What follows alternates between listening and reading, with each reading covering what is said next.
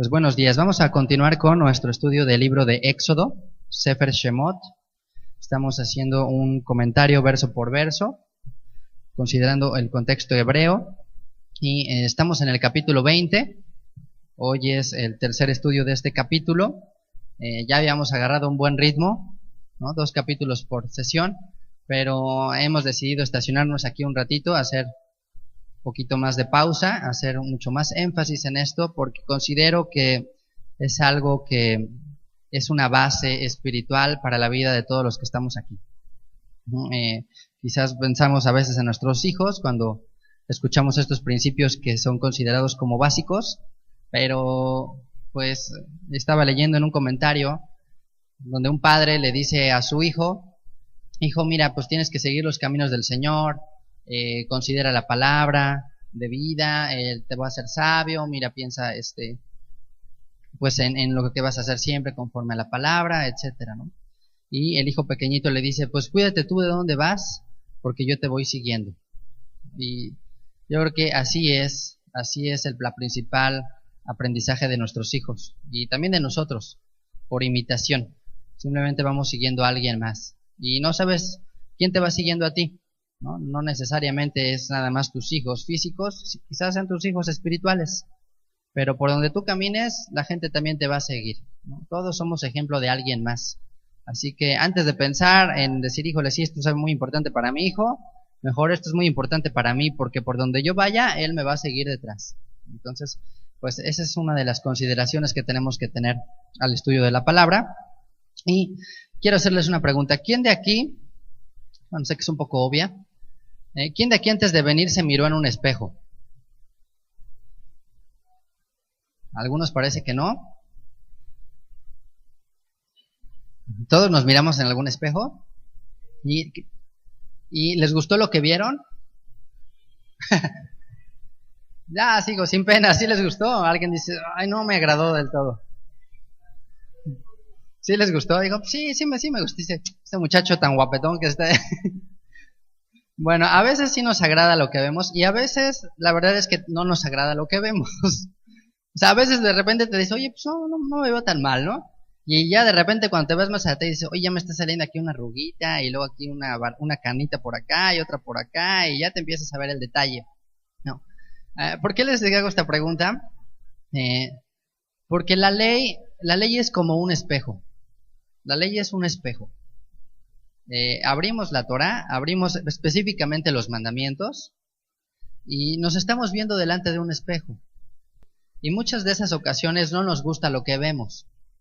O sea, a veces no es muy agradable o no es como quisiéramos vernos. Y ese tipo de experiencias es necesaria espiritualmente.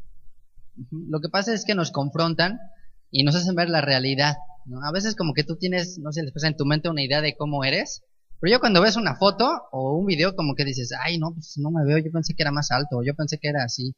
Y ya como que te empiezas a ver de otra manera, o sea, ya te empiezas a ver como si fueras un tercero. Entonces la Torá a veces te pone un espejo y te hace ver como exterior, te hace ver de otro punto de vista. Y no podemos engañarnos, no podemos engañar a la palabra de Dios. Por eso dicen Hebreos que es como una espada y que es más cortante que una espada de 2 filos, que discierne los pensamientos y las intenciones del corazón, que va a penetrar hasta lo más profundo, hasta el tuétano llega. Pero les digo, esta experiencia que puede llegar a ser por momentos dolorosa o desagradable es muy necesaria. Es muy necesaria si no nos conocemos como somos. Si no estamos dispuestos a ver la realidad, tampoco podemos estar dispuestos a ir más allá y ver más allá. Es necesario a veces examinar así, directamente, cómo son las cosas y cómo somos nosotros. Pues bueno, pues hoy estamos expuestos a eso. Pero la buena noticia, para los que se vieron en el espejo y no les encantó así del todo, no dijeron, qué bárbaro, no me cambiaría nada. Para todos aquellos que no quedaron muy satisfechos en el espejo, la buena noticia es que estamos en un proceso de cambio. Y la buena noticia todavía más es que el Señor nos convertirá, el Señor nos cambiará, el Señor cambiará este cuerpo de debilidad en un cuerpo de poder y de gloria. Pues bueno, no te deprimas, algún día el Señor nos dará un cuerpo nuevo para una vida nueva. Y espiritualmente sucede lo mismo, quizás ahí te estás viendo en el espejo, espiritual, que es la palabra, y dices, ay no, me falta muchísimo, estoy muy mal. Y esto es una realidad porque el mismo apóstol Pablo dice, yo no sabría lo que es codiciar si la Biblia no dijeras no codiciarás. Pues bueno, pues después de esta sesión, si hoy Dios nos permite terminar estos 10 declaraciones, pues no vamos a tener pretexto, y ahora sí vamos a estar como Pablo. No vamos a poder decir, híjole, yo no sabía que era honrar a papá y a mamá. Yo no sabía lo que era no robar. Yo no sabía lo que no era, pues no tomar el nombre de Dios en vano. Ya va a quedar más claro para todos nosotros cuál es la voluntad de Dios. Pero les digo, la buena noticia de esto es que estamos en un proceso de transformación, en un proceso de mejora continua, que no depende pues tanto de nosotros, depende más de Dios.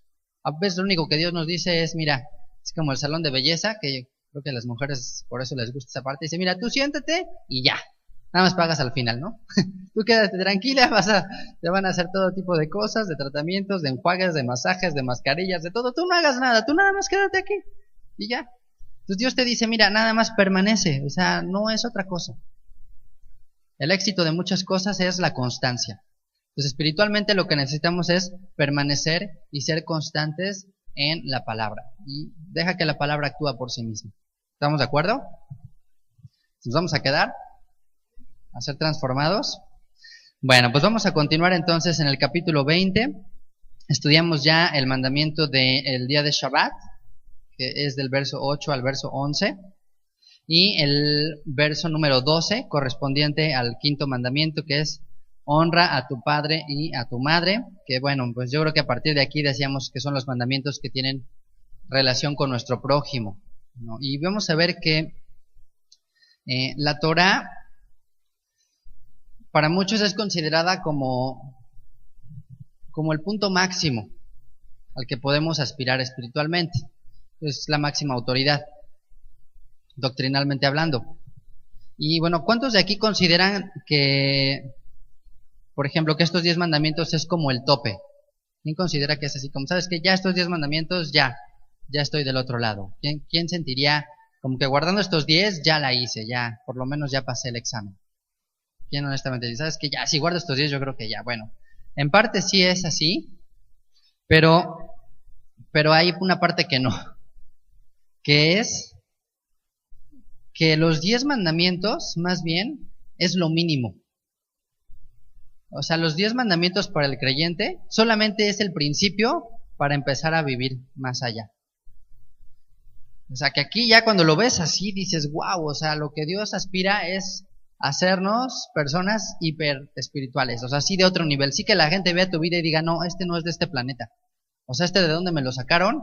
Porque tiene una manera de pensar, de vivir y de ser totalmente diferente a las demás. Entonces los 10 mandamientos no es lo máximo, sino más bien es lo mínimo. Es el estándar mínimo por el cual debemos de vivir. Bueno, no quiero decepcionarlos, no quiero deprimirlos, pero es simplemente un trampolín que te va a llevar más allá. Acuérdense este dicho, que la recompensa por guardar un mandamiento es otro mandamiento. Un mandamiento te va a llevar a otro mandamiento. No los veas como carga, sino verlo como escalones que te van a ayudar a subir más y más alto. Los mandamientos son como las alas que te van a ayudar a volar y alejarte del pecado. Entonces, bueno, esto nada más es el arranque. Los 10 mandamientos nada más son el principio del vuelo. Es así como para agarrar fuerza, agarrar vuelo y ahora sí ya despegas. Y ya de ahí te mantienes con los demás. Pero los 10 mandamientos deberían de ser en nuestra vida el estándar mínimo. O sea, lo mínimo que deberíamos de guardar, por lo menos, es, bueno, pues no mates, no robes. Entonces, como que los principios universales, que tienen sus detalles, ¿no? Y los vamos a ver a continuación. Dice en el verso 13, no matarás. Este es el versículo más corto del todo el Tanaj, de todo el Antiguo Testamento. Este es el versículo más cortito, por si se lo quieren memorizar. Muy fácil, no mates, ya. Y bueno, aquí podríamos decir, oye, esto no necesita más explicación. No necesito que me digas pues, que no mate. O sea, es obvio que no debo de matar a nadie. Y si mato, pues me voy a ir a la cárcel. Pero bueno, aunque está en la conciencia de todo ser humano, porque estos mandamientos que vamos a ver a continuación se consideran mandamientos mishpatim, lógicos o mandamientos universales. Son mandamientos que Dios puso en el corazón de todos los individuos. O sea, no vas a ir a ninguna cultura en la que alguien asesine a otra persona y diga, qué bien me siento, qué bien hice, o sea, esto es lo correcto. Ustedes recordarán que cuando Abraham fue a la región de este rey pagano, dice, ¿sabes qué? Mejor dile que es mi hermana, porque aquí no tienen temor de Dios, o sea, aquí ya están en otro nivel, que ni siquiera el mandamiento de no matarás se me hace que ni conocen. Entonces, pues con tal de no adulterar, mejor lo matamos y entonces ya es viuda, entonces ya no hay problema. Fíjense la manera de pensar. Dicen, bueno, pues para no adulterar, vamos a matar. Y entonces, pues ya nos casamos con la viuda y ya no es adulterio, porque ya está viuda.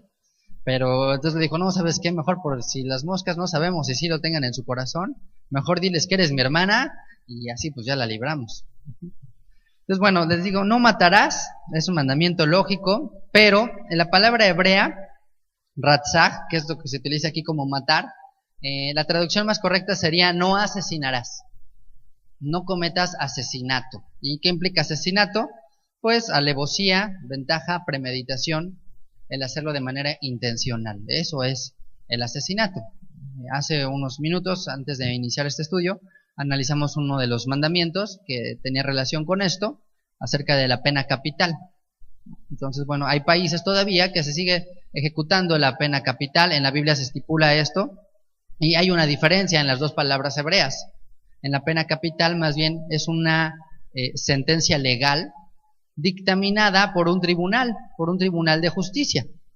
Entonces, el que se ejecute, en este caso alguna persona culpable de este tipo, de algún tipo de delito que se considere pena capital, pues no es un asesinato.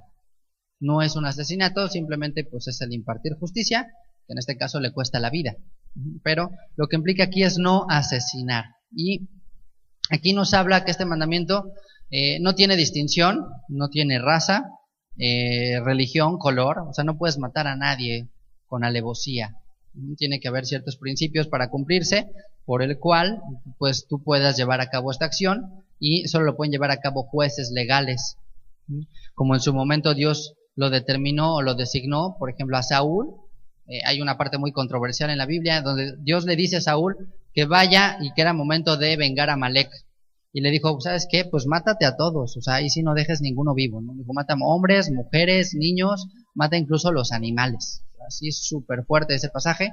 Y bueno, es obviamente cuestionable, pero ya cuando lo entiendes desde una perspectiva más amplia, el plan que Dios tenía no era el hecho de, bueno, pues vamos a ver a quién matamos, no, sino Dios sabía que de ese pueblo no se habría de arrepentir ninguno, y que de ese pueblo surgió el que posteriormente sería el Hitler de su época, llamado Amán, ¿no? Un hombre que después intentó destruir a todos los judíos.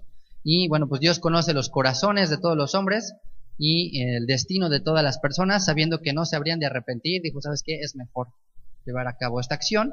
Otra razón por la que Dios a veces ordenaba este tipo de actos era porque ya la genética estaba corrompida, porque los llamados Nefilim, esos gigantes, estos demonios, ángeles caídos, ya se habían mezclado con mujeres, corrompiendo la genética humana, ya no era una naturaleza pura.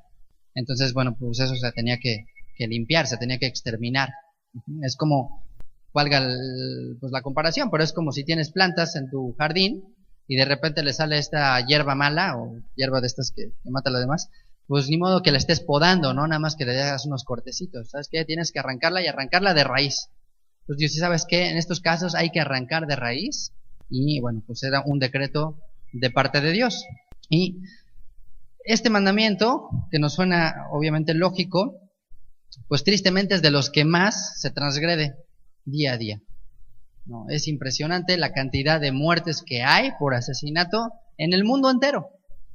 ¿Se dan cuenta cómo no es una cuestión de religión? Es una cuestión de seguir principios y seguir tu propia conciencia.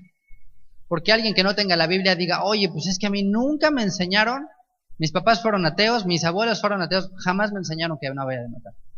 Pues eso no es así. Por supuesto que Dios habla al corazón, y hay un principio en todos nosotros que nos dice que la vida es sagrada, que la vida es lo más valioso que existe en el universo. Se dice que Dios creó el universo, que Dios creó el mundo por una sola alma. Por eso se dice que quien mata una vida destruye todo el universo. Es como si fueras un destructor del mundo entero. Que si solamente quedaras tú en el mundo, Por ti Dios hubiera hecho todas las cosas y por ti Dios hubiera enviado a su Hijo. Aunque solamente quedaras tú. Así de sagrada es la vida. Así de apreciada es la vida. Por eso la paga, dice que la transgresión de este mandamiento pues costaba la vida, ¿no? Desde Génesis capítulo 9 dice: el hombre que derramare sangre, su sangre será sobre él. Se le tenía que hacer justicia y bueno, pues ni modo, se le tenía que sentenciar. En Números capítulo 35, vamos a este libro.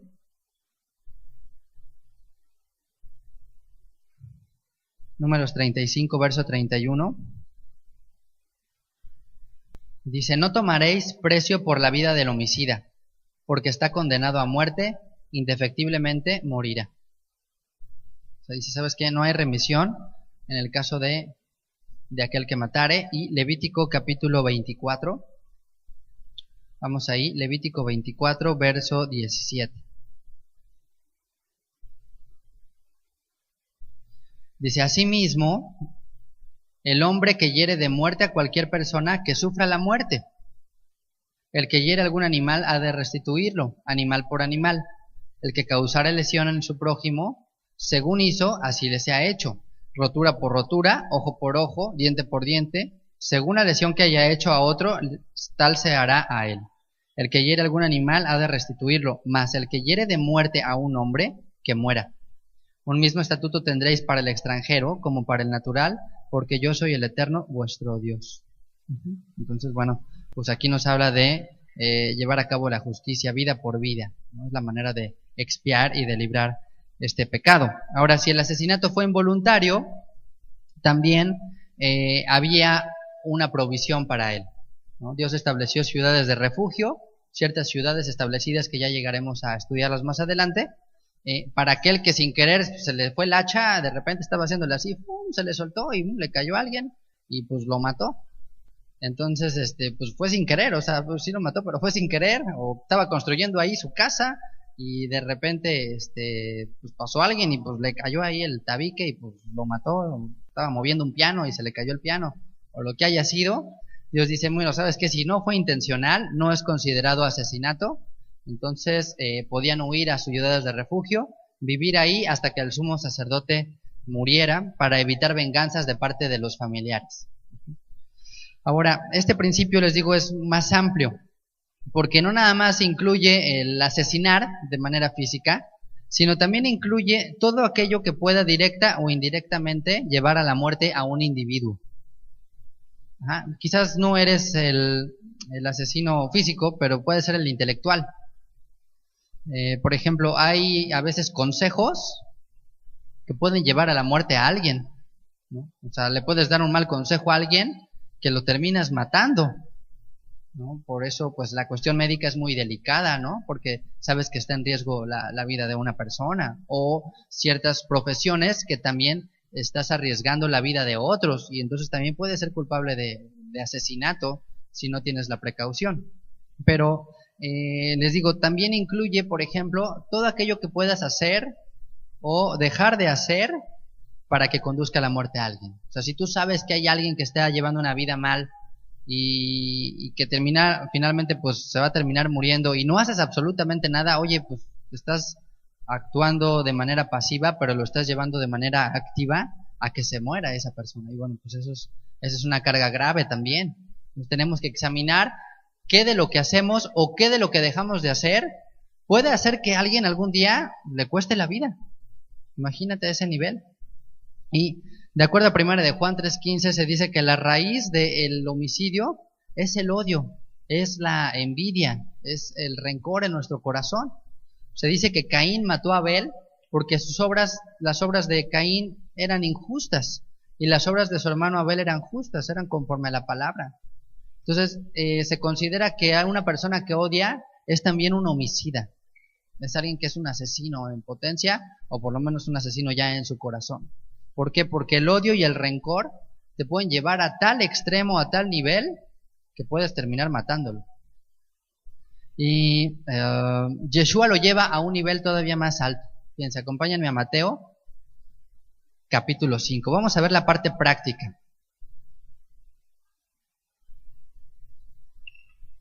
Porque bueno, quizás algunos podríamos decir, oye, yo nunca he matado a nadie. O sea, ya matar a alguien se me hace así como que está muy fuerte. O sea, imagínate tomar una pistola o tomar un cuchillo y, púmbale, o sea, matar a alguien es algo que cambiaría tu vida.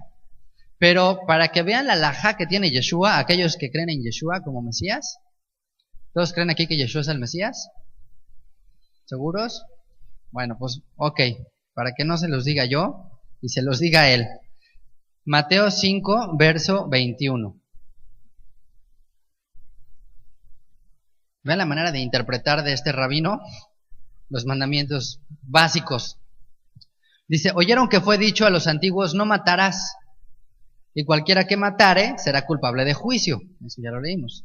Pero yo les digo que cualquiera que se enoja contra su hermano será culpable de juicio. O sea, vas a estar al mismo nivel.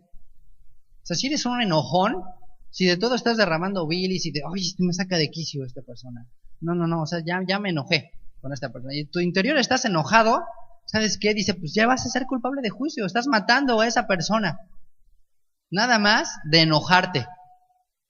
Porque bueno, pues a veces pues no lo hacemos porque piensas en las consecuencias. O porque pues hay una policía o cosas así. Pero en tu interior ya lo estás matando. Aquí dice Yeshua, cualquiera que se enoje contra su hermano será culpable de juicio. O sea, prohibido enojarse. Dice, cualquiera que diga necio a su hermano será culpable ante el concilio. Y cualquiera que le diga fatuo es como decir, como necio, como burro, como algo así. Dice, quedará expuesto al infierno de fuego. Por tanto, si traes tu ofrenda al altar y allí te acuerdas que tu hermano tiene algo contra ti, deja allí tu ofrenda delante del altar y anda, reconcíliate primero con tu hermano y entonces ven y presenta tu ofrenda. Ponte de acuerdo con tu adversario pronto, entre tanto que tú estás con él en el camino, no sea que el adversario te entregue al juez y el juez al alguacil y seas echado en la cárcel. De cierto te digo que no saldrás de allí hasta que pagues el último cuadrante. Entonces Yeshua pone la halajá de este mandamiento al punto de decir, ¿sabes qué? Ni siquiera te enojes. No llegues a eso. No permitas que haya algo que te moleste tanto, que puedas actuar así. Y yo sé que a veces ya esto suena así casi imposible. Pero la Biblia dice, enojaos, pero no pequéis. O sea, sí te puedes enojar, pero no peques. O sea, no caigas en rencor, en odio, en tu corazón, en tus pensamientos contra esa persona. Y mucho menos, dice aquí, si es tu hermano.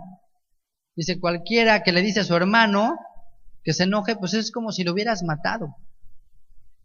Y bueno, ¿qué poder tiene nuestra mente, nuestras palabras? Porque con nuestras palabras podemos matar a alguien, ¿no? Dice un dicho que la pluma es más poderosa que la espada, ¿no? Nuestras palabras pueden ser más fuertes que una pistola misma. ¿Han escuchado esa frase que dice miradas que matan? ¿No? De repente ves a alguien y ya con la pura mirada ya lo fulminó, o sea, ya lo deshizo. Nada más de verlo, ¿no? A los hijos a veces, no, es una mirada así de rayo láser y ya, con eso ya lo deshiciste. Pues así a veces a la gente, ¿no? O sea, a veces voltea entre el jefe y nada más así empieza a ver a todos y dices, no, este ya mató a todos de inmediato. Entonces, este es el espíritu del mandamiento. El espíritu del mandamiento es, cuida lo que haces, cuida lo que dices, cuida lo que piensas, porque puedes estar matando a alguien. O sea que aquí, pues nadie de aquí tenemos las manos limpias. ¿Y qué es a lo único que nos queda clamar y buscar? Pues la misericordia y la gracia de Dios. O sea, el perdón de Dios. Señor, soy un asesino. ¿A cuántas personas no hemos matado ya en nuestra vida? Ahora sí que como videojuego, ¿no? Así casi aprietas el botón del control y te vas fulminando a todos. Y está mal. Pues es un principio que nuestro corazón debemos de examinar y de cambiar. Porque la Biblia lo pone a ese nivel. Yeshua dice, ni siquiera te enojes contra tu hermano. Porque si eres una persona que continuamente está haciendo coraje contra tus hermanos, los estás matando. Y vas a destruir esa relación. Y bueno, ¿cuántas veces les digo, las palabras destruyen, ¿no? Destruyen una relación, destruyen pues la comunión, destruyen un momento especial, lo puedes echar a perder, matas el sentimiento y el corazón de una persona. Así que dice tus palabras, tu silencio, porque a veces el silencio es una manera de matar a alguien. Simplemente no dices nada, eres indiferente, aplicas la ley del hielo, pues ya, estás dañándolo, lo estás lastimando y tú no sabes si esa herida es de muerte o no. Por eso leímos en Levítico, dice, si alguno hiere de muerte a su hermano y si esa persona muere, pues ya también eres culpable. Oye, es que pues nada más le dijo, oye, guárdame este fierro tantito, no lo quería matar. Pues sí, pero aunque no lo quisieras matar, a lo mejor nada más le quisiste dar una escarmentada, pero si en esa herida se murió, lo mataste, eres un asesino. Ni modo, así haya sido un corta uñas o lo que haya sido. Entonces, ¿cuántas veces el silencio es una manera que podemos matar a una persona? Ya déjate las palabras, porque las palabras, bueno, pues ahí sí son como metralleta, ¿no? Empiezas así a fulminar. Entonces, a veces puedes destruir la honra de una persona.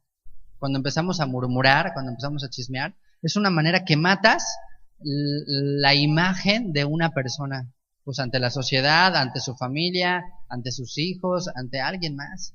Y eso es hacer un daño casi irreparable, como el matar a alguien. Y les digo que la vida es sagrada porque es irreemplazable.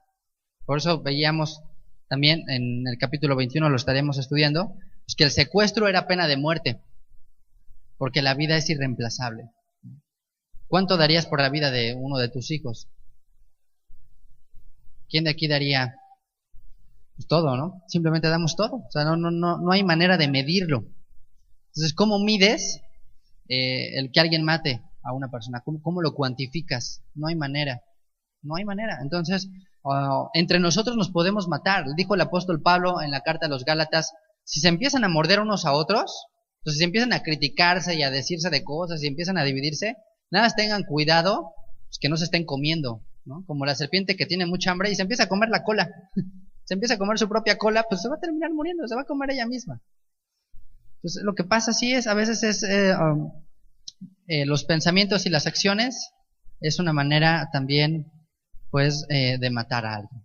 Y bueno, pues aquí, pues todos somos culpables de juicio de acuerdo a la Escritura y tenemos que buscar un abogado. Tenemos que buscar un abogado que si no nos puede defender, pues que nos sustituya, ¿no? Que fue lo que hizo Yeshua. ¿Se acuerdan que hubo un homicida muy conocido en tiempos de Yeshua? Un asesino muy famoso llamado Barrabás. ¿Se acuerdan? Barrabás. Era muy famoso porque fue un asesino. Él había matado a mucha gente, de acuerdo a los historiadores, a muchos romanos. Entonces era un hombre sanguinario. Y le tenían cierto temor, hasta incluso los romanos, dijeron, pues ahorita lo ejecutamos. Pero, oh sorpresa, que cuando viene este cruce de tiempos y de eventos que Dios permitió en ese instante, pues Yeshua toma su lugar. Y es exactamente lo que ha hecho con nosotros. Nosotros somos asesinos también. Y Yeshua toma nuestro lugar y podemos tomar justamente el significado del nombre de Barrabás. Barrabás significa hijo de papi. Bar es hijo en arameo. Abba es padre. Hijo de papá, hijo de padre. Entonces Barrabás sale libre como si fuera inocente y Yeshua toma su lugar adquiriendo el estatus de un asesino, de un homicida. Y bueno, pues es maravilloso, ¿no? Que nosotros podamos tomar de esa gracia inmerecida y salir como si nada hubiéramos hecho. Entonces, cuidemos nuestras palabras, cuidemos cuando nos quedamos callados ante ciertas cosas y cuidemos lo que hacemos, porque podemos pues estar matando a alguien, aunque sea de manera involuntaria. Y vamos al siguiente mandamiento. Éxodo 20:14 dice, no cometerás adulterio, ¿no? Y bueno, pues también, ¿qué mandamiento es aquí? Sobre todo en esta sociedad, ¿no? Decía alguien, dice, si este mandamiento se aplicara, la sentencia de este mandamiento se aplicara a Dios Hollywood, ¿no? Ya nada más 5 películas al año se producirían, yo creo. Si se guardaran los 10 mandamientos, ¿qué sería de Hollywood? ¿No? Habrían 4 películas al año, ya nada más, ¿no? Porque pues imagínate, de estos 10 mandamientos, ¿cuántos no hay en las películas que se transgreden? Yo creo que los 10 o no sé. Pues bueno, no cometer adulterio implica no tener relaciones sexuales o contacto sexual o de intimidad de manera ilícita. Básicamente se dice aquí con una mujer casada, con un hombre casado, pero también el principio aplica para el soltero en la cuestión de, pues, de la fornicación, hablando de no te unas en yugo desigual y a su vez, bueno, pues no tengas relaciones sexuales antes del matrimonio. ¿Okay? Y el adulterio era castigado con pena de muerte para ambos. Vamos a Levítico capítulo 20.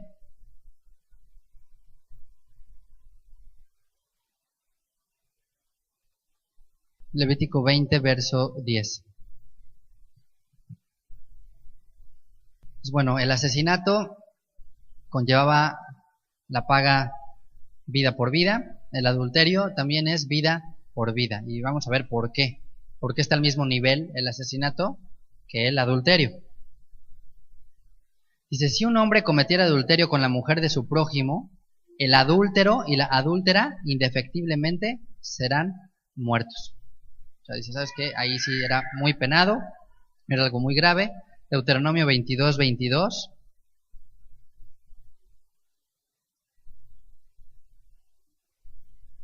Deuteronomio 22, 22 dice, si fuere sorprendido alguno acostado con una mujer casada con marido, ambos morirán. El hombre que se acostó con la mujer y la mujer también, así quitarás el mal de Israel. Es una manera de limpiar, era una medida disciplinaria de parte de Dios para que los demás que anduvieran ahí yéndoseles los ojos, o también las demás, porque bueno, ya está al mismo nivel, pues lo pensaran dos veces. Porque si te cachaban, te costaba la vida, o sea, no había ofrenda, no había pago por él. Sí.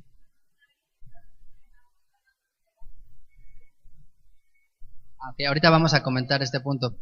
Sobre los que adulteran productos, por ejemplo, las bebidas y eso. Ok, bueno, no se refiere específicamente a eso, aunque el principio de adulterar sí implica eso. Pero no era la misma sentencia, no aplicaba igual. Sí son diferentes. Aquí en este caso particular, sí está hablando del adulterio de manera carnal, de manera física, corporal. Y pues bueno, vamos a ver que el adulterio siempre trae consecuencias, tanto físicas como espirituales. Y por eso la paga era tan penado, porque no nada más quedaba en el ámbito del cuerpo, no nada más quedaba en el ámbito emocional, sino espiritualmente hay una trascendencia muy grave. Y me gustaría que viéramos 1 de Corintios capítulo 6. Porque no era lo mismo para una persona, pues, entre dos solteros, por decirlo así, que cuando ya había un compromiso matrimonial. 1 de Corintios capítulo 6, verso 13. Dice así, las viandas para el vientre y el vientre para las viandas. Pero tanto al uno como a las otras destruirá Dios.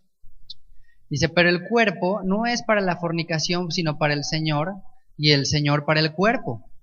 Y Dios que levantó al Señor, también a nosotros nos levantará con su poder. ¿No sabéis que vuestros cuerpos son miembros del Mesías? Dice, ¿quitaré pues los miembros del Mesías y los haré miembros de una ramera? De ningún modo. ¿No sabéis que el que se une con una ramera es un cuerpo con ella?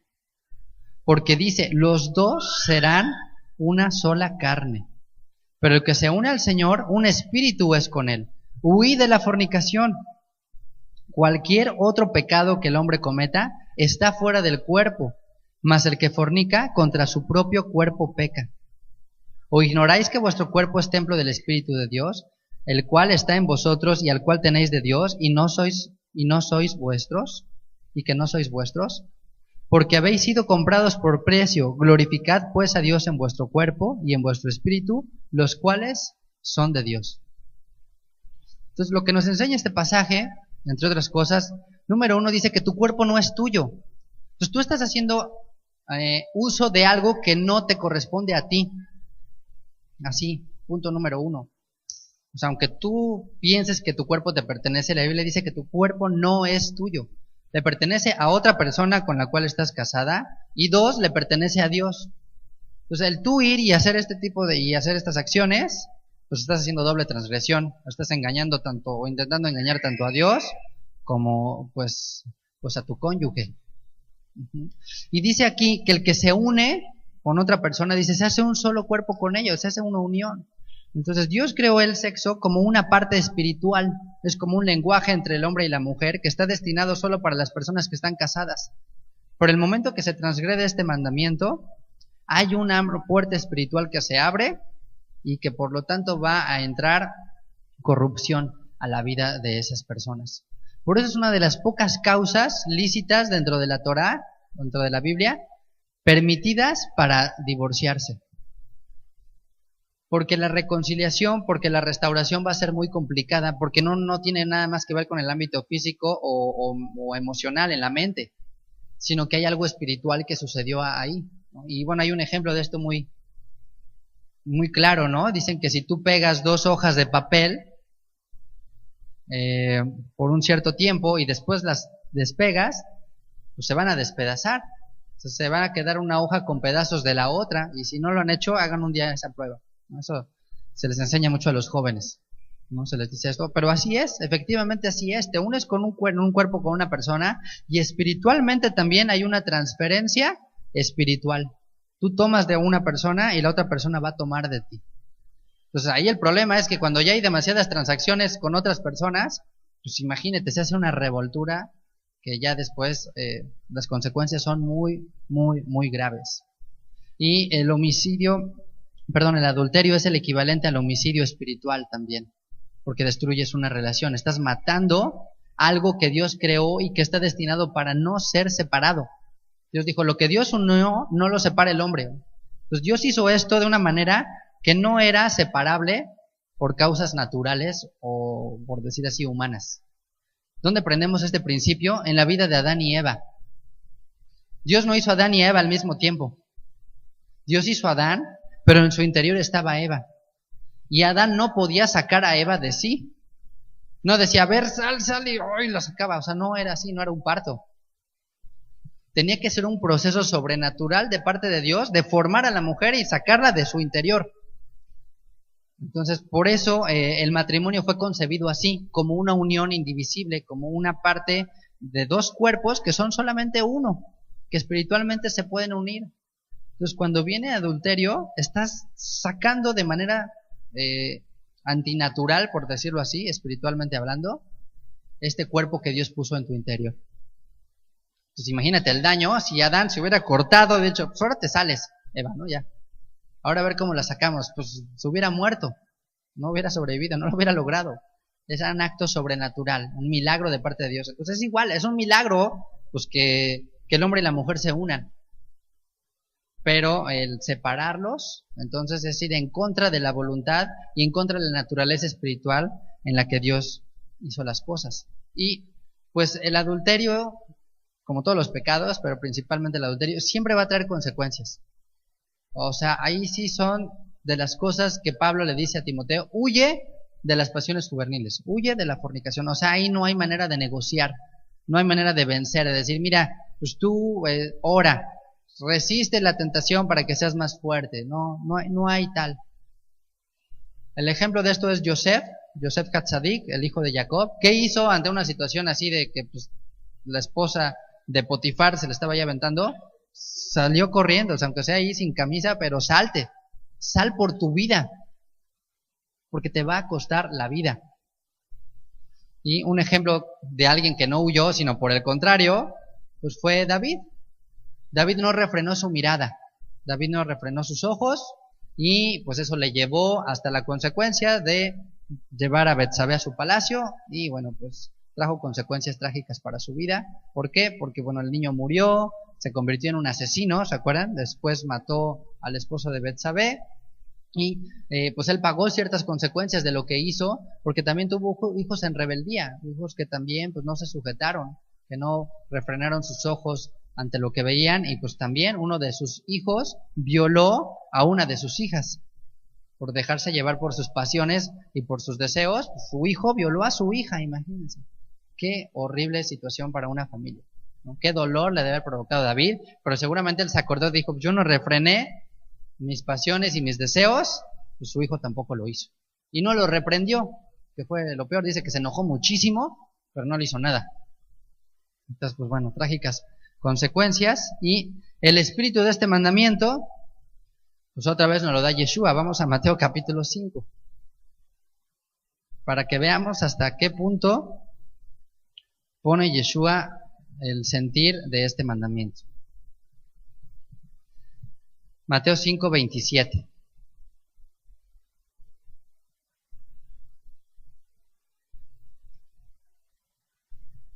Dice, oyeron que fue dicho, no cometerás adulterio. Ya todos escuchamos esto. Dice, pero yo les digo que cualquiera que mira a una mujer para codiciarla, ya adulteró con ella en su corazón.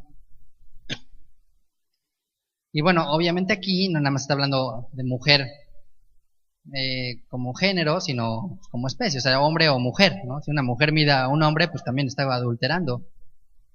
Dice, por tanto, si tu ojo derecho te es ocasión de caer, sácalo y échalo de ti, pues mejor te es que se pierda uno de tus miembros y no que todo tu cuerpo sea echado al infierno.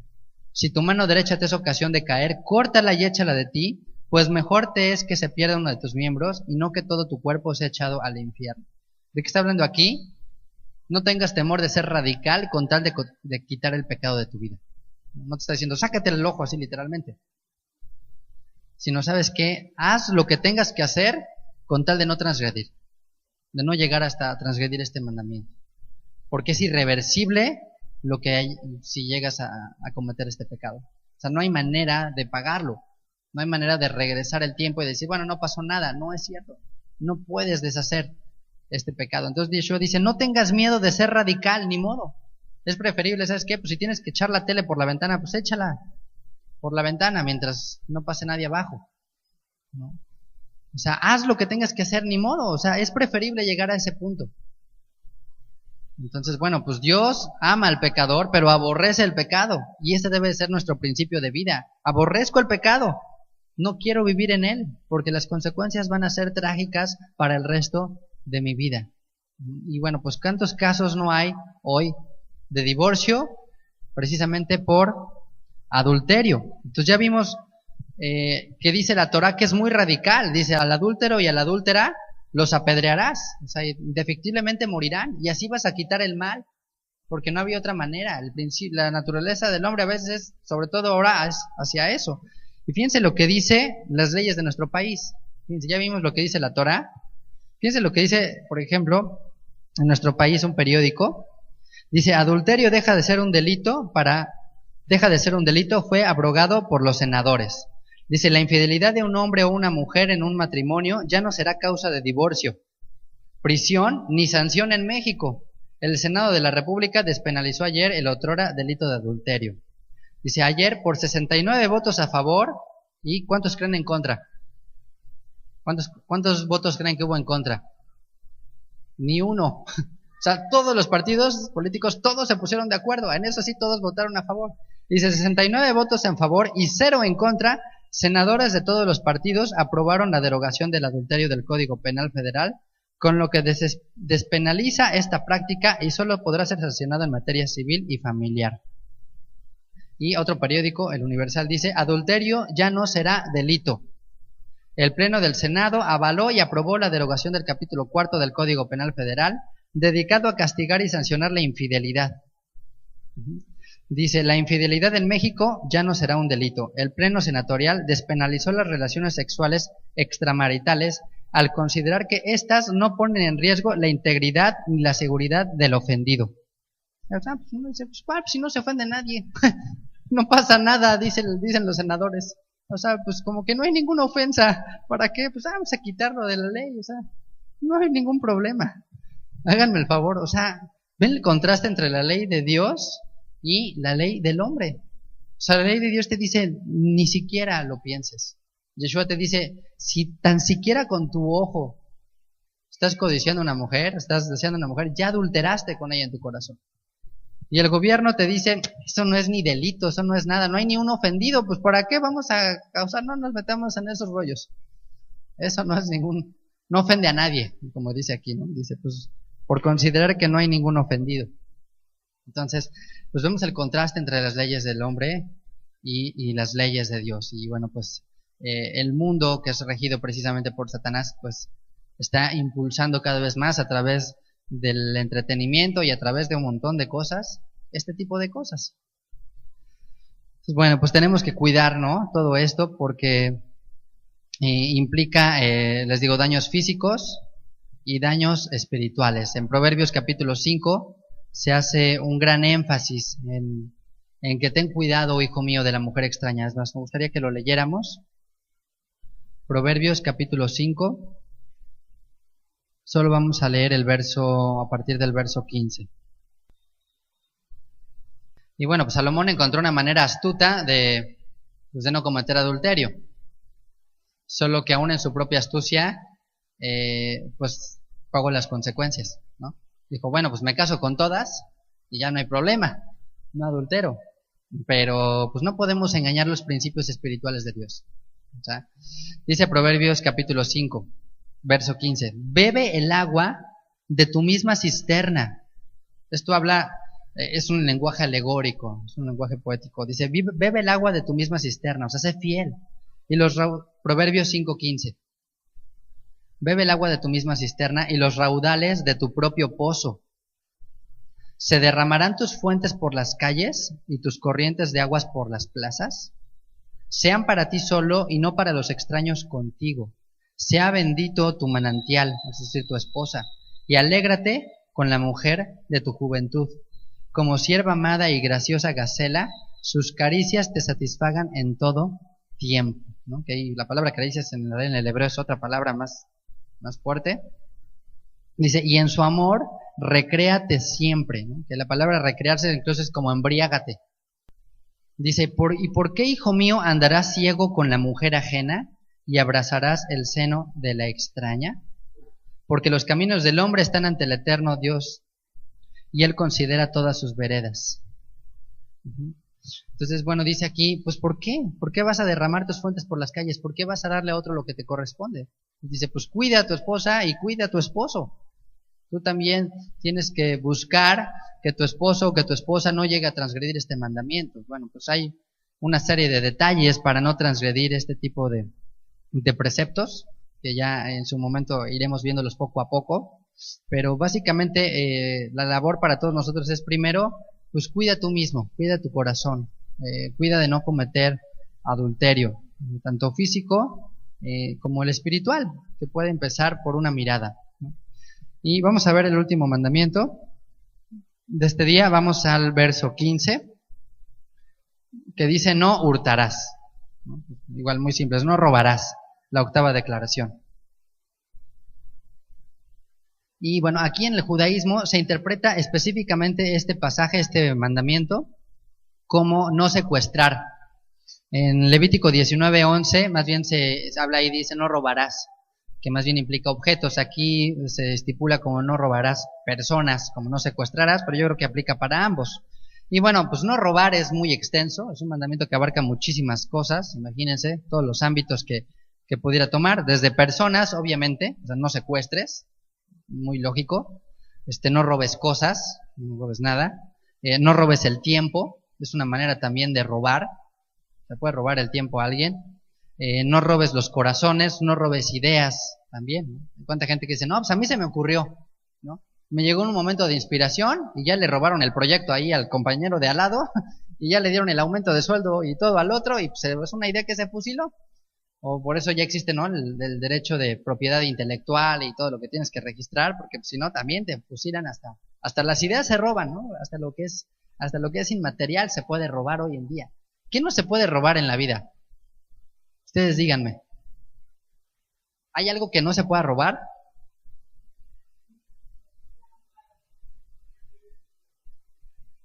Pues todo se puede robar prácticamente. O sea, si te pones a pensar, todo es sujeto de robarse. El corazón de una persona, tú te puedes robar el corazón de una persona, ¿no? Tenemos un caso en 2 de Samuel capítulo 15.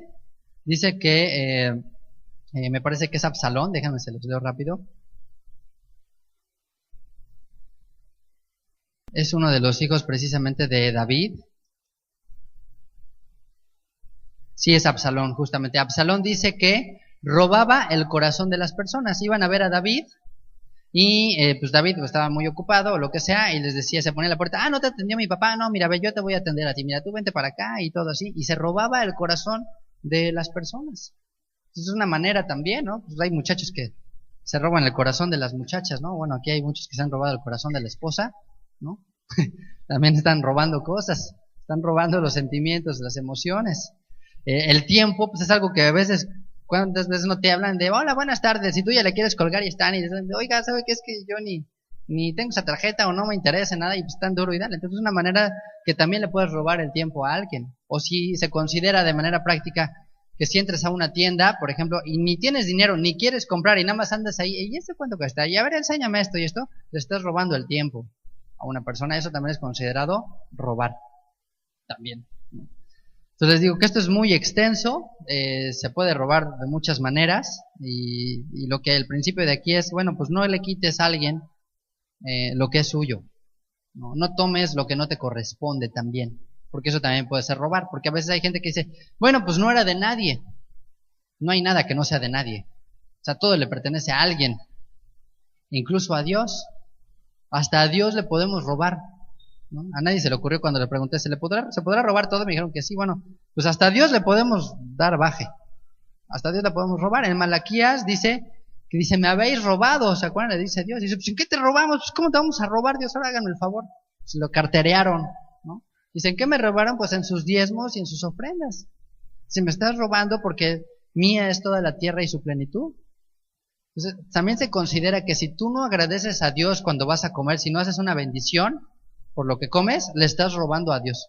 O sea, no le estás pidiendo permiso a Dios de, oye, ¿sabes qué, Señor? Esto tú lo hiciste, tú lo creaste, pues pido tu permiso para tomarlo. Ah, ok, sí, tómalo. Adelante, ya no es robado. Pero si nada más llegas y le entras así, estás robándole a Dios. O sea, pues ¿cómo? Es como si tomas del plato de otra persona. Fíjense qué amplio es este principio, ¿no? Hasta dónde puede llegar.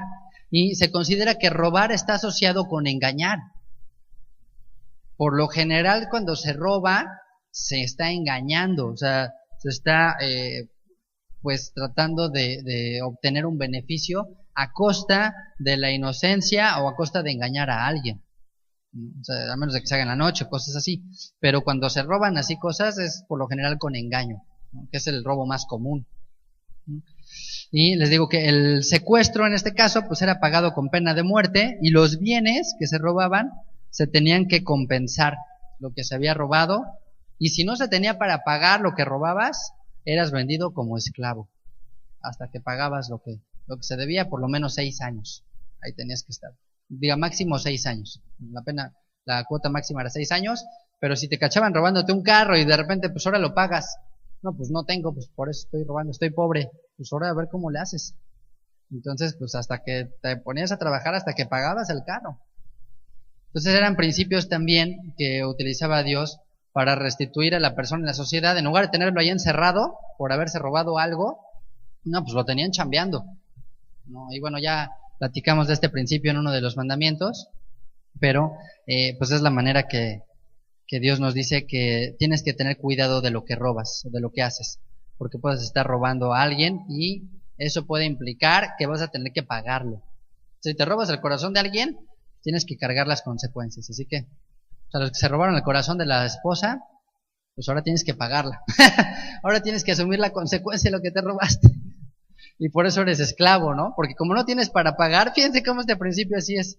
Lo vamos a estudiar en el capítulo 21. Pero dice que el que robaba y no tenía para pagar, dice, pues ahora eres esclavo de la persona a la que le robaste.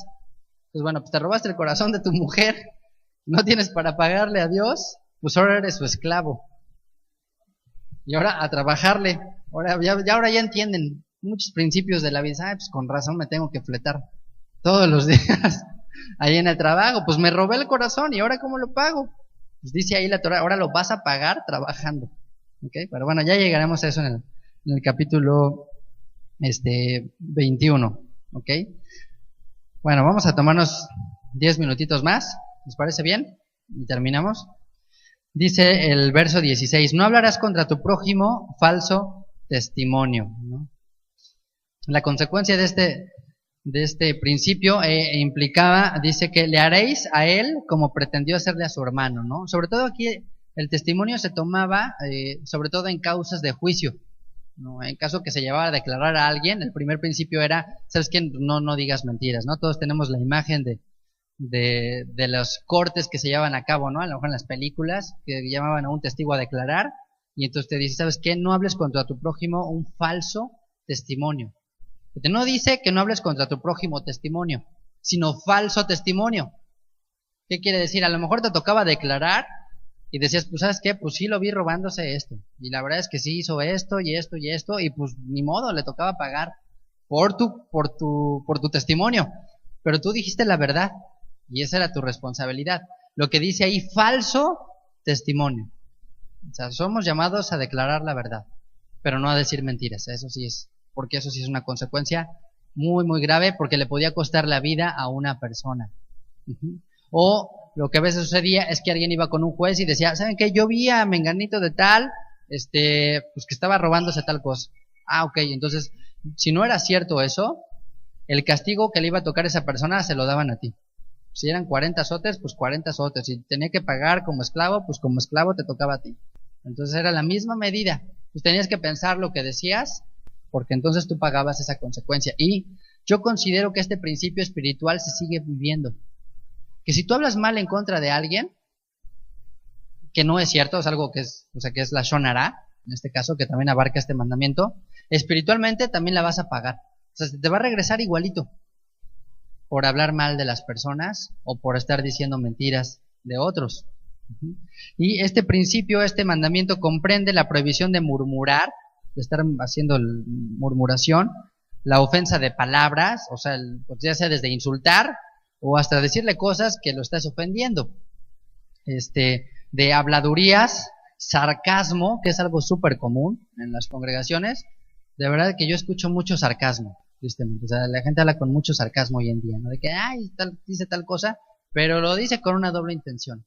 Y eso es parte de este mandamiento, de hablar falso testimonio, ¿no? De murmurar, de chismear. Es el sarcasmo, la ironía, la calumnia, y también se considera lo mismo que frecuentar o asociarse con calumniadores, ¿no? Con gente chismosa, con gente así. Dice, tampoco lo hagas, porque pues vas a terminar hablando como ellos. Y tampoco se debe de aceptar el falso rumor. Es algo que no era un principio, que no era comprobable, pues tampoco lo aceptes. Era parte de este mismo mandamiento. También Pablo le dice a Timoteo, no aceptes acusación contra un anciano, sino en presencia de 2 o 3 testigos. O sea, contra una persona pues, que tiene autoridad espiritual, no aceptes lo que te digan luego. O sea, no puede ser. Si no hay 2 personas ahí que testifiquen, no lo aceptes contra esa persona. ¿Okay? Y tristemente este mandamiento, cuando se transgrede, se llega a ser un hábito, ¿no? A lo mejor matar a alguien pues no se te hace hábito, pero el chismear, el murmurar, el hablar de manera irónica, sarcástica, todo esto se llega a ser un hábito, es una costumbre, ¿no? Hay gente que ya se acostumbra a ser bien irónica, se hace así, todo el tiempo está hablando, o en doble sentido, ¿no? También, híjole, hay un montón de gente que yo recuerdo un compañero que no podías decirle ni 3 palabras porque ya te daba miedo, porque ya te estaba ahí albureando y diciendo 15 cuantas cosas que ya no podías decirle nada, o sea, todo el tiempo se la pasaba hablando así. Entonces se hace un hábito, se hace una costumbre, y pues Yeshua dijo, ustedes hablan como su padre. ¿Se acuerdan? Satanás dice que es el padre de mentira. Pues mientras más tiempo pases hablando así, pues más termina siendo como es el padre de mentira. Nos terminamos pareciendo con las personas con las que pasas más tiempo. Entonces la gente que es así y se junta con gente así, va a ser muy difícil que rompa este hábito. Y en Proverbios capítulo 6 dice que Dios aborrece a tales personas. Dice que hay 7 cosas que Dios aborrece, y entre ellos aquel que levanta un falso testimonio contra su hermano. Eso es algo que Dios pues aborrece, y es el equivalente a matar igual. Porque el hablar la shonara contra alguien, el hablar la lengua mala, el chismear de alguien, es una manera de matar su integridad, o de matar su nombre, o de levantarle falsos, pues lo estás acusando, y eso lo puede llevar hasta la muerte, ¿no? Cuando había sentencias así, o simple y sencillamente estás destruyendo su integridad, su nombre, su reputación. Y una vez que destruyes la reputación de alguien, ¿cómo la rehaces? ¿Cómo la deshaces? Por eso existen demandas, ¿no? Muy común en Estados Unidos. Cuando alguien te levanta falsos, lo demandas y pues no se la acaba, porque estás dañando tu integridad moral y tu imagen pública delante de las personas. Pues el murmurar, el hablar contra nuestro prójimo falso testimonio es una manera de destruir su integridad y su nombre. ¿Okay? Y el último mandamiento, el verso 17, dice: no codiciarás, dice, ni la casa de tu prójimo, no codiciarás la mujer de tu prójimo, ni su siervo, ni su criada, ni su buey, ni su asno, ni cosa alguna de tu prójimo. Ya, mejor para resumirla, dice, mira, ni su asno, ni su buey, ni nada, mejor ninguna cosa. No codicies lo de otros. ¿No? Es un principio muy básico, muy simple, porque la transgresión de este último mandamiento te puede llevar a transgredir los otros 9. Aunque aquí lo ponen como número 10, este mandamiento te puede llevar así de arriba para abajo, a irte rodando en todos los escalones. Porque cuando empiezas a codiciar, por ejemplo, la mujer de tu prójimo, pues ¿qué es probable que puedas cometer? Pues adulterio. Si estás codiciando ahí el carro de tu prójimo, ¿qué te puede llevar a cometer? Pues robo. O si codicias pues no sé, la casa, pues que te vas a meter a lo mejor a trabajar como loco y te vas a meter a lo mejor una deuda que ni puedes pagar esa casa, pero ahí estás. Y entonces pues ya vas a profanar Shabbat, porque a lo mejor ya vas a tener que buscar otro trabajo, ya vas a tener que trabajar horas extra, ya te vas a olvidar de Dios, ya vas a estar afanado todo el tiempo, y ya más bien tu Dios va a ser ahí tu casa, porque como te costó tanto trabajo, pues que pues ya es ahí como que tu templo casi, ¿no? Ahí. Entonces, este mandamiento te puede llevar a transgredir los otros 9. Considera esto.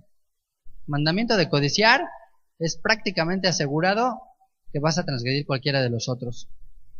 Hay un dicho que expresó un hombre llamado Rashi, un comentarista, dice: el ojo ve, el corazón desea y luego va el cuerpo y peca. Se considera que ese es el principio que sigue el pecado, el proceso que sigue. El ojo ve, el corazón desea y luego va el cuerpo y peca. Y luego vas y a ver cómo lo tienes. Entonces la codicia es el motor, digamos que es la semilla que alimenta muchos de de las empresas que hoy en día te venden cosas que a veces ni necesitas, pero pues alimenta el deseo, ¿no? El marketing es muy poderoso para eso, sabe que hay esa necesidad en el hombre de ciertos satisfactores, pero lo sobrellevan a un nivel que entonces ya cada vez quieres más. Y por lo general codiciamos algo más cuando alguien lo tiene. O sea, cuando alguien lo tiene, es cuando surge el deseo de tenerlo. Quizás lo ves en un aparador y dices, bueno, pues está padre. Pero ya cuando ves que alguien así lo tiene, la trae puesto, dices, yo quiero esos zapatos, yo quiero eso también. Hay algo que no sé, no me explico todavía qué es, pero se activa de una manera diferente cuando alguien más ya lo tiene. Y hay un dicho que dice que no puedes evitar que vuelen pájaros en tu cabeza, pero sí puedes evitar que hagan nido, ¿no? O sea, de repente todos pueden llegar a un pensamiento de, oye, me gustaría esto, tal o tal. Pero no es lo mismo a que dices, sabes que ya todo el día estás pensando eso, ya en la noche estás pensando eso, y si me alcanza y lo saco a plazos, y lo hago aquí, lo hago acá, y sabes qué, no puedo. Y bueno, imagínense, hay ciertos principios que hasta los mismos empresas llegan a hacer, que si sabes que esta persona mejor le suprimimos todos los créditos, porque no hay manera de que lo pueda sostener. Pues hasta ellos mismos se dan cuenta de que hay personas que no puedes sobrellevarlo, que es más allá de lo que tú puedes hacer. Pero la codicia es tan grande que aún así te las puedes ingeniar para meterte en una deuda y no vas a poder pagarla. Entonces el sistema de vida actual pues genera esto, propicia esto, ¿no? Es una vida que fomenta el vacío espiritual. Porque no hay una relación directa entre más cosas tengo, mejor me siento. No necesariamente es así. Al contrario, más bien a veces tienes más y espiritualmente te sientes menos, te sientes más vacío. Entonces, pues el sistema de vida de hoy solo genera vida de insatisfacción y de egoísmo, porque el ojo del hombre jamás se sacia, ¿no? Dice en 1 Juan capítulo 2, porque todo lo que hay en el mundo, los deseos de la carne, los deseos de los ojos y la vanagloria de la vida, no provienen del Padre, sino del mundo. Entonces eso se alimenta, el Yetzer Hará, nuestra inclinación al mal, de nuestro egoísmo, y bueno, pues hay tantos estimulantes para alimentar esto, la tele, el radio, las películas, el vecino, el amigo, la amiga, todo el mundo, ¿no? Entonces tenemos que tener la guardia bien arriba, porque en cualquier momento te puedes deslizar y ya estás codiciando algo. Pues bueno, por eso creo que a veces cuando nuestros hijos conviven es una oportunidad muy, muy sana, muy sabia también, Pues de que siempre todos los niños ven el juguete del otro y ese es el que quieren, ¿no? O sea, si el otro niño no lo tiene, no le importa. Pero ya que lo agarró, ese es el que quiero. Entonces, bueno, o sea, hay una oportunidad de trabajar en el corazón del niño y decir, mira, no, contrólate, sométete, comparte, presta, cede ante los demás y es un entrenamiento. Entonces, bueno, pues por eso no es sano comprarle a los hijos todo lo que te piden porque generas individuos así, ¿no? Egoístas y además vacíos espiritualmente. Pues bueno, vamos a dejar hasta aquí. Ya la próxima semana terminamos este capítulo junto con el capítulo 21. Y nada más les voy a leer el verso 18 para que vean cómo nos sentimos. Dice, todo el pueblo observaba el estruendo y los relámpagos, y el sonido de la bocina y el monte que humeaba. Y viéndolo el pueblo temblaron y se pusieron de lejos. Y dijeron a Moshe, habla tú con nosotros y nosotros oiremos, pero no hable Dios con nosotros para que no muramos. Entonces, bueno, les pongo aquí una nota de que después de estudiar los 10 declaraciones, pues como que todos nos sentimos así de, vaya, no, como que ya no queremos saber más, ya con esos 10, ya tuvimos, ya te das cuenta de que nos hace falta crecer espiritualmente. Entonces yo creo que el pueblo, de repente ya cuando escuchó los 10 mandamientos dijo, no, ¿sabes qué? Mejor háblanos tú, porque no estamos en ese nivel. Pero la respuesta de Moisés fue, no tengan temor, Dios nos trajo aquí para probarlos. Fíjense lo que dice el verso 20. Dice, Moshe respondió al pueblo, no temáis, porque para probarlos vino el Señor Dios, para que su temor esté delante de nosotros, para que no pequéis. Entonces, bueno, si tuviste temor en algún momento al escuchar estos, pues te felicito, qué bueno, porque ese es un principio de sabiduría que dice Dios. El principio de la sabiduría es el temor de Dios. Y ese es un principio que nos va a ayudar a alejarnos del pecado. Y bueno, Dios no trajo estos mandamientos para destruirnos, sino para que vivamos una vida más sana para Él, nada más. Después de una larga escala, hicimos una escala ahí de algunas semanas en los 10 mandamientos, las 10 declaraciones. Vamos a pasar ahora sí a continuar con el relato que nos está dando la Torá. Y en este caso, bueno, pues estamos en la escena que el pueblo está en Monte Sinaí, en el monte de Horeb, y es un espectáculo impresionante. ¿Se acuerdan? Están rayos, están truenos, se escucha el shofar así durísimo, que los despertó a todos. Empezaron a ver como que humeaba en este monte. Hay evidencias físicas de que en el monte Sinaí, en el que se considera monte Sinaí, el verdadero monte Sinaí en Arabia, se ve quemada la punta de la montaña. Y bueno, después les traeré algunas imágenes, se ve esto así. Y pues están en este momento ellos acercándose a esto, al pie de la montaña o debajo del monte, y se empieza a escuchar la voz del Eterno con los 10 declaraciones. Y comentábamos la semana pasada que la Torá es como un espejo, la ley es un espejo. Nos asomamos y así como sucede en los espejos de la vida real, a veces no nos agrada del todo lo que vemos. Espiritualmente a veces vemos pues la palabra, los mandamientos, y a veces tampoco nos agrada, ¿no? Sentimos que estamos por debajo, no somos como quisiéramos ser, no nos vemos en ese espejo como quisiéramos vernos. Y a veces la sensación que puede llegar a dar esto es tan desagradable, espiritualmente hablando, que nos alejamos de la palabra de Dios. Creo que, por lo menos en mi caso y seguramente en muchos de ustedes, cuando empiezas a conocer de la palabra, hay algo por lo cual te da cierto temor acercarte. No quieres saber a veces más allá, porque dices, híjoles, como que la mente va muy rápido y dices, esto me implica que tengo que hacer esto y esto, ahora implica que tengo que dejar de hacer esto y esto, y ahora tengo que cambiar mi manera de pensar, o mi manera de vivir, o mi manera de vestir, o mi manera de comer, o mi manera de todo. Y, pues dices, no me encanta, no me gusta la idea, ¿no? Pero bueno, pues negar la realidad no la va a cambiar.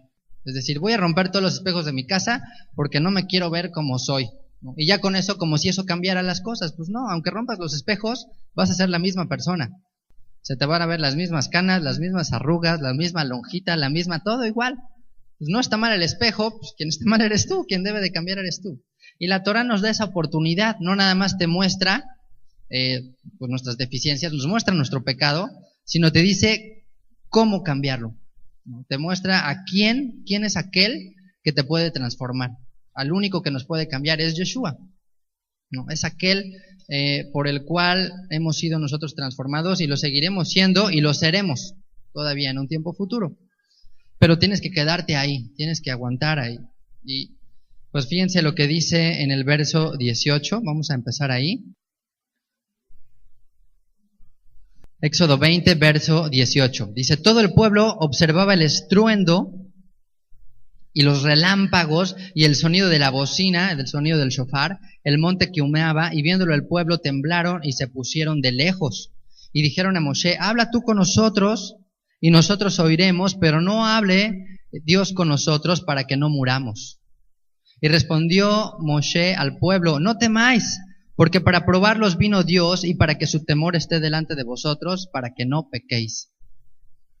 Bueno, pues a lo mejor les digo, nos hemos podido sentir así, ¿no? Como que te pones de lejos, y digo, no digo que por eso se sienten hasta atrás algunos, pero de repente, no, ¿sabes qué? Mejor para que no me llegue tan fuerte. Nos ponemos un poco de lejos ante la palabra de Dios, así como que nada más la quieres ver de lejecitos. Porque te compromete, porque, híjole, dices, no, este está fuerte. Entonces, bueno, el corazón del pueblo de Israel todavía era un corazón de piedra, ¿no? Y escucha la palabra y dice, ¿sabes qué? Mejor habla tú con nosotros, o sea, mira, mejor que sea de otra manera. Y en sí eso es una religión. Una religión es buscar un intermediario entre el Eterno, entre el Creador y nosotros mismos. Y las puertas de Dios siempre han estado abiertas. La idea de Dios no es crear esos intermediarios, el único intermediario es el Mesías. Pero Él es el que nos lleva al Padre, Él es el que abre las puertas para que podamos acceder a Él. Y ellos buscaron un intermediario y decir, mira, no, ¿sabes qué? Mejor tú me lo dices a mí. Y compartíamos también, cuando estudiábamos los momentos que Moshe vivió con Faraón, que no puedes vivir la fe de otra persona. O sea, no puedes decir a alguien, mira, pues mejor si tú no me lo dices tú, mejor yo no lo estudio. Y tiene un momento en que tienes tú que enfrentarte a esto. Y bueno, pues el deseo del pueblo ahí fue, ¿sabes qué? Mejor de lejos, porque está fuerte la palabra, dice, ¿sabes qué? Está difícil, dice, para que no muramos. Entonces, el deseo de Dios no era matarlos, el deseo de la Torá, al conocer tu pecado, no es matarte y ya. No es el médico que te dice, bueno, ¿sabe qué? Pues le quedan 6 meses de vida, tiene una enfermedad pues ya terminal, vaya, arregle sus cosas y se acabó. Dice, ok, mira, ¿sabes qué? Tienes esto, pero aquí está la cura. Mira, vamos a llevarte a este tratamiento y esto es lo que te va a sanar. Eso es lo que también hace la Torah. Ok. Y Moshe les dice, ¿saben qué? No tengan temor. Solamente vino Dios a probar su corazón. Y bueno, pues eso es algo que hace Dios. No dice tentar, dice probar. El amor también se prueba. La fidelidad también a veces tiene que ser probada. Y en este caso, bueno, pues el deseo de Dios era probarlos y poner en ellos un temor de tal manera que se alejaran de pecar, ¿no? A veces Dios tiene que infundir temor en nosotros para que nos alejemos del pecado. Si no fuera de esa manera, no lo haríamos. Es peligroso cierta edad de los bebés cuando no tienen ese temor. No sé si ubiquen ese periodo. Están por ahí gateando y pues se pueden asomar ahí en un precipicio y no sienten absolutamente nada, ¿no? O pueden estar ahí junto a un oso o junto a un perro o lo que sea y pues lo ven como si fuera de peluche o algo ahí. No hay temor en ellos. Bueno, ya en la medida que van creciendo, ese temor ya empiezan a sentir algo y ya te sientes tú también un poco más tranquilo porque dices, bueno, ya por lo menos por el miedo no se va a acercar. Así trabaja Dios. También Dios dice, bueno, ok, son inmaduros todavía y pues, hacen lo que sea, pero conforme vayan madurando y vayan creciendo, va a haber un temor en ellos que los va a alejar precisamente de pecar. Entonces el temor que nos aleja del pecado es santo. El temor que nos aleja de caer en la esclavitud del pecado es bueno. Y ese debe de permanecer en nosotros. Si no tuviéramos temor de nada, seguramente ni vivos estaríamos, o sea, no estaríamos aquí. Ya nos hubiéramos matado desde hace muchísimo tiempo. Por eso de ahí el temor que hay en algunos gobiernos con esta gente que es sumamente radical, ¿no? Los terroristas y esta gente que se pone bombas, que se inmola, porque no tienen temor de morir. Entonces, bueno, pues si ya no tiene temor de eso, pues entonces ¿a qué le va a tener miedo? Pues ya no hay manera de frenarlos. O sea, tienen miedo de nada, pues es peligrosísimo. Entonces el temor que produce Dios es para que no pequemos. Y dice el verso 21, entonces el pueblo estuvo a lo lejos y Moshe se acercó a la oscuridad en la cual estaba Dios. Y el Eterno dijo a Moshe, así dirás a los hijos de Israel, vosotros habéis visto que he hablado desde el cielo con vosotros, no hagáis conmigo dioses de plata ni dioses de oro, os haréis. Pues Dios dice muy simple, ¿sabes qué? No me hagas a mí ningún tipo de imagen, ni aunque sea de oro, ni aunque sea de plata, no lo hagas. No construyas imagen de Dios. Verso 24. Altar de tierra harás para mí, y sacrificarás sobre él tus holocaustos y tus ofrendas de paz, tus ovejas y tus vacas, en todo lugar donde yo hiciere que esté la memoria de mi nombre, y vendré a ti y te bendeciré. Y si me hicieres altar de piedras, no las labres de cantería, porque si alzares herramientas sobre él, lo profanarás. No subirás por gradas a mi altar, para que tu dez no se descubra junto a él. Entonces, bueno, aquí ya le da ciertos mandamientos específicos, en este caso sobre el altar. ¿Okay? ¿Qué era el altar? El altar es un símbolo de la reconciliación con Dios. El altar dice aquí que podía ser de tierra, o sea, podía ser un montículo de tierra firme, o bien de piedra. Y le indica aquí que cuando hiciera ese altar, dice, no lo hagas de piedras labradas, porque si esa es una herramienta, dice, lo vas a profanar, ¿no? Bueno, pues esto ya lo habíamos estudiado en la sección del análisis de los mandamientos, pero vale la pena volver a comentarlo. Aquí lo que busca Dios en este momento es la sencillez, ¿no? El altar era el medio que estaba destinado a hacer un sacrificio para Dios y buscar una reconciliación con Dios. Ajá. Era parte del servicio a Dios. Vamos a ver que más adelante Dios le dice que construya un altar específicamente para el tabernáculo, y después ese altar se trasladó, pues, evidentemente al templo. Pero aquí le dice, mira, cuando hagas un altar, como lo hacían las otras naciones, que también todos los pueblos hacían sus altares, dice, tú hazlo así. Dice, o lo haces de tierra, o si lo haces de piedra, no labres la piedra, o sea, no utilices herramientas, no utilices espada, martillo, no hagas nada con la piedra. Simplemente levántalo así, de una manera sencilla. ¿Por qué? Porque lo que Dios buscaba era la sencillez en el servicio a Él. No quería que la reconciliación con Él tuviera que ser complicada o dependiera de ciertos elementos que fueran estorbo para la reconciliación con Dios. ¿Qué quiero decir? Que a veces nosotros mismos como pastores podemos hacer demasiado complicado el servicio a Dios por considerar que algo es sumamente necesario cuando a veces ni siquiera debería de estar ahí. A veces hay cultos o iglesias, o principalmente por ejemplo en Estados Unidos, ¿no? Las mega iglesias, en las que ves unos altares, por decir así, impresionantes, ¿no? Así pantallas así de plasma, una aquí, otra acá, y pues un equipo láser, pues por supuesto que toda la tecnología, ¿no? Aire acondicionado, alfombrado, o sea, es impresionante y está bien. Pero a veces eso puede llegar a confundir a las personas y van más por ver el lugar y por conocer el lugar y porque te sientes tan a gusto en ese lugar que por lo que se está impartiendo en el lugar. Entonces la idea del altar era que la gente pusiera sus ojos en el sacrificio y no en el altar en sí. Porque los paganos hacían altares que empezaban a labrar de tal manera que ya se construían pues en monumentos. Y hoy la gente va a Chichén Itzá y va a tal lugar y ven todos esos altares y son así de wow, qué reverencia, esto es lo máximo. Son altares que se hacían en su momento a dioses.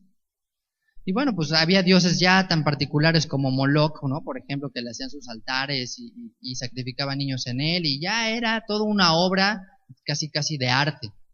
Pero Dios no quiere eso, y no es que esté peleado contra eso, pero lo que Dios dice, enfócate en lo sencillo, enfócate en la esencia de las cosas. Y lo importante de levantar el altar no era el altar en sí, era el sacrificio que se llevaba al altar. Eso era lo que valía, eso era lo que importaba, eso era lo que iba a ser agradable delante de Dios. Dios iba a ver el sacrificio, no iba a ver en sí el altar. Entonces dijo, mira, ¿sabes qué? Para que no sea complicado, háganlo de esta manera, para que el día de mañana cualquiera que quisiera hacer una reconciliación con el Eterno tenga esa facilidad de hacerlo, ¿no? A veces podemos construir fórmulas, los hombres, metodologías para reconciliarnos con Dios, ¿no? A veces, no, pues mira, que hazte 10 de estas, luego 20 Aves Marías, luego tal, luego vienes, luego esto, y luego ya después de todo esto, ahora sí ya estás bien con Dios. O bueno, tienes que venir, y luego diezmar, y luego ofrendar, y luego volver a ofrendar, y luego otra vez, y entonces ya vas a estar en paz con Dios. Y Dios dice, no, lo que importa es que se hizo un sacrificio y pon tus ojos en el sacrificio. Y otra cosa importante es porque la piedra representa expiación. La piedra es un símbolo de expiación, por eso había ciertas muertes que eran por lapidación, porque estaban expiando pues, la vida, el pecado de esa persona. Y la espada, el instrumento con el cual se podía labrar la piedra para el altar, representa guerra, representa como que el esfuerzo del hombre por construir algo, ¿no? O sea, para labrar una piedra, imagínense en esa época, pues qué trabajo sería. O sea, decir, a ver, agárrate una roca y déjala así planita, así un cuadrado. Pues tenías que implicar mucha fuerza, implicaba mucho tiempo, implicaba mucho esfuerzo. Entonces lo que Dios te dice, sabes que no dediques tanto tiempo a eso, no dediques tanto tiempo a la forma, sino mejor al contenido. Eso es lo que más importa, esa es la esencia de las cosas. Y pues dice por último, no subirás por gradas a mi altar, ¿no? Después le dice que haga una rampa, dice, para que no se descubra tu desnudez. Es decir, a pesar de que el sacerdote tendría más adelante una cierta vestimenta, aquí Dios prevé en su momento, dice, porque bueno, al alzar las piernas los hombres no traían pues pantalón como hoy, era otro tipo de vestimenta, dice, para que no se vaya a ver algo de ti, que sea indeseable a los demás, que sea causa de vergüenza, que sea causa de deshonra también para el Señor. Y esto nos habla de que cuando estemos sirviendo a Dios, cuida tu carne, o sea, que no se vea tu carne, no exhibas tu carne. O sea, que lo que hagas no muestre tu carnalidad. Y no porque no quiere decir que no la tengas, sino habla de un recato, habla de un respeto al Señor, habla de una modestia al vestir. Entonces habla y dice, ¿sabes qué? Cuando te presentes delante de Dios en un altar, pues fíjate cómo lo haces, que no se descubra de ti algo que es indeseable, algo que no se debería, no se debería de ver. Como dice, no exhibas, pues ahora sí que tu carne en el servicio a Dios.